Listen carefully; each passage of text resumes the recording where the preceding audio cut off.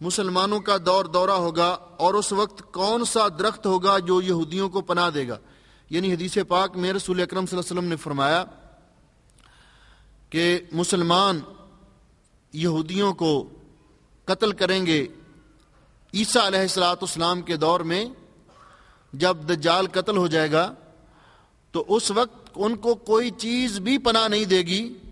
جہاں بھی کوئی یہودی چھپے گا یہ پیچھے کسی پتھر کے پیچھے تو وہ کہے گا یا مسلم یا عبداللہ تعال ہاذا یہودی ورائی فقتلہ، یہ میرے پیچھے یہودی چھپا ہوا ہے، اس کو قتل کرو. الا الغرقد، سوائے غرقد کے درخت کے، فإنہا من شجر اليہود، یہ یہودیوں کے درختوں میں سے ایک درخت ہے. یعنی غرقد کا درخت ہے جو ان کو پناہ دے گا، اس کے علاوہ کوئی چیز پناہ نہیں دے گی.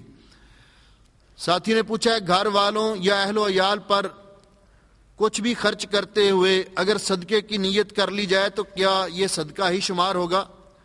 پہلی بات یہ ہے کہ جب رسول اکرم صلی اللہ علیہ وسلم نے فرما دیا کہ انسان اپنے اوپر جو خرچ کرتا ہے وہ بھی صدقہ ہے، اپنے اہل و عیال پر جو خرچ کرتا ہے وہ بھی صدقہ ہے، اللہ رب العزت اس خرچے کو نفقے کو کے ذریعے صدقے کا ثواب دیتے ہیں. لیکن جہاں تک اس صدقے کا تعلق ہے جو شریعت کی اصطلاح میں معروف ہے تو وہ تو انما الصدقات للفقراء والمساکین. تو اگر یہ جو بیوی ہے یا بچے ہیں ان کا تو نان و نفقہ انسان کے ذمے ہے، اس لیے کوئی شوہر اپنی بیوی کو اور اپنے بچوں کو زکوٰۃ نہیں دے سکتا. اگر وہ یہ امیر ہے تو اس کے بچے بھی امیر ہی شمار ہوں گے، اگر فقیر ہے تو بچے بھی فقیر ہی شمار ہوں گے. تو صدقہ ان معروف معنوں میں نہیں جو فقراء اور مساکین کے لیے خاص ہے، بلکہ آپ جو کچھ بھی اپنے اوپر اپنے بیوی بچوں پہ خرچ کریں گے وہ صدقہ ہے، اللہ اس کا اجر و ثواب دے گا، لیکن وہ معروف معنی والا صدقہ نہیں. اسی طرح ایک ساتھی نے پوچھا ہے کہ کیا سود کا پیسہ غریبوں میں تقسیم کیا جا سکتا ہے؟ سود کا پیسہ مسلمان غریبوں میں تقسیم نہیں کیا جا سکتا.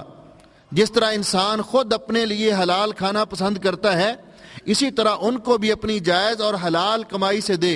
نبی پاک صلی اللہ علیہ وسلم کی حدیث ہے اور فرمان ہے، آپ نے فرمایا جو شخص حرام کماتا ہے اور حرام کما کر پھر اس کو اللہ کی راہ میں خرچ کرتا ہے، اس لم یکن لہ اجر، اس کے لیے اس کا اجر نہیں ہوگا، کوئی ثواب نہیں اس کو ملے گا.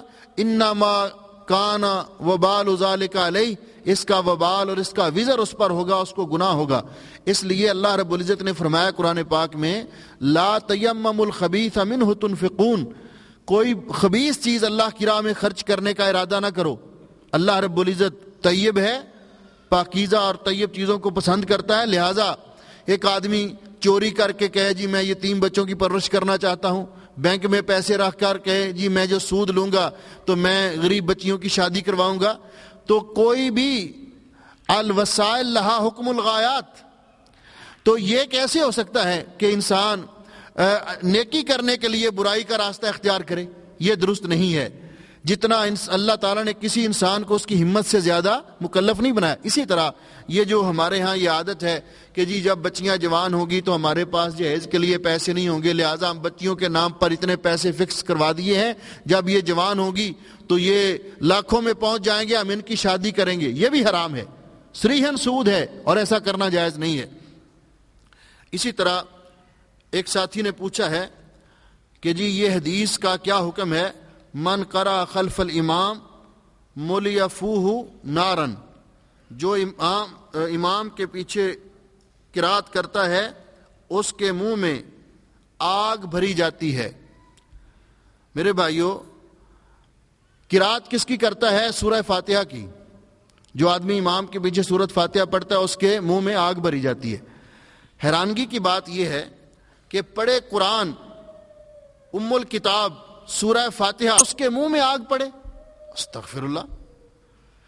تو اگر کوئی آدمی تعصب کے طور پر اپنے مسلک کی تائید میں کوئی بات گھڑنا بھی چاہتا ہے تو اس کو یہ تو سوچنا چاہیے کہ کلام اللہ ہے، سورہ فاتحہ ام الکتاب ہے. جہاں تک اس روایت کا تعلق ہے تو یہ روایت من گھڑت ہے، محدثین نے اس روایت کو موضوع قرار دیا ہے. یہ روایت رسول اکرم صلی اللہ علیہ وسلم سے ثابت نہیں ہے اور نہ ہی ذخیرہ حدیث کی کسی معتبر کتاب میں موجود ہے. بہت ساری بات اس پہ ہو سکتی تھی، لیکن رسول اکرم صلی اللہ علیہ وسلم کی صحیح حدیث اس کے مقابلے میں موجود ہے بخاری شریف کے اندر، عبادہ ابن صامت رضی اللہ تعالیٰ عنہ کی کہ لا صلاۃ لمن لم یقرأ بفاتحۃ الکتاب، جو آدمی امام کے پیچھے اکیلا امام بن کر سورہ فاتحہ نہیں پڑھتا اس کی نماز نہیں ہے، اس لیے سورہ فاتحہ نماز کے اندر پڑھنی ضروری ہے۔ ایک صحیح روایت جو تمام مسلمانوں کے نزدیک مسلمہ ہے، اس کو اس کے مقابلے میں ایک من گھڑت روایت، اور وہ بھی روایت جس میں استغفر اللہ سورہ فاتحہ کی توہین کا پہلو نکلتا ہو، تو کسی طور پر بھی اس سے استدلال کرنا جائز نہیں۔ سونے کا قلم استعمال کرنے کا کیا حکم ہے؟ دیکھیے، اللہ جل شانہ نے اس امت کے مردوں پر سونا اور ریشم حرام قرار دیا ہے۔ سونا اور ریشم اس امت کے مردوں پر حرام قرار دیا ہے۔ عورتیں ریشم کے کپڑے اور سونے کے زیورات استعمال کر سکتی ہیں، لیکن جہاں تک قلم کا تعلق ہے، اس کو کس کے ساتھ ملایا جائے؟ علماء نے، یہ سعودیہ کی جو مستقل فتویٰ کمیٹی ہے انہوں نے بھی، اور شیخ ابن باز رحمہ اللہ نے بھی سونے کے قلم کو یا اس طرح کی چیزوں کو برتنوں کے ساتھ ملایا ہے، برتنوں کے ساتھ ملایا ہے، جس کا معنی یہ ہے کہ جس طرح رسول اکرم صلی اللہ علیہ وسلم نے فرمایا کہ سونے اور چاندی کے برتنوں میں کھانا اور پینا جائز نہیں، نہ مردوں کے لیے نہ عورتوں کے لیے، نہ مردوں کے لیے اور نہ عورتوں کے لیے، اسی طرح سونے کے قلم کا استعمال نہ مردوں کے لیے جائز ہے نہ عورتوں کے لیے جائز ہے۔ ایک تو یہ زینت میں، ایک تو یہ زیور میں نہیں آتا، دوسرا اس میں اسراف ہے، اور تیسرا یہ برتنوں کے مشابہ ہے کہ نمود و نمائش میں آتا ہے۔ اس لیے علماء نے احتیاط کا پہلو یہی اختیار کیا کہ سونے کا قلم نہ مردوں کے لیے جائز استعمال کرنا اور نہ عورتوں کے لیے۔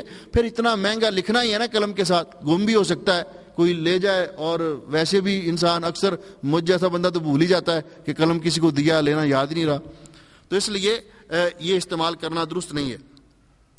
اس حدیث کا کیا حکم ہے کہ مسح الرقبۃ امان من الغل، کہ وضو کے اندر گردن کا مسح کرنا، ایسا کرنے سے انسان حسد اور کینے کی بیماری سے محفوظ رہتا ہے۔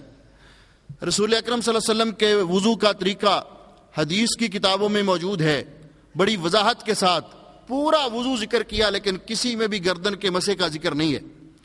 جہاں تک اس روایت کا تعلق ہے تو امام نووی رحمۃ اللہ علیہ فرماتے ہیں موضوع، غالباً انہوں نے المجموع جو مہذب کی شرح ہے اس میں یہ لکھا ہے کہ یہ روایت من گھڑت ہے، موضوع ہے، اس لیے اس کی بھی کوئی اصل موجود نہیں ہے۔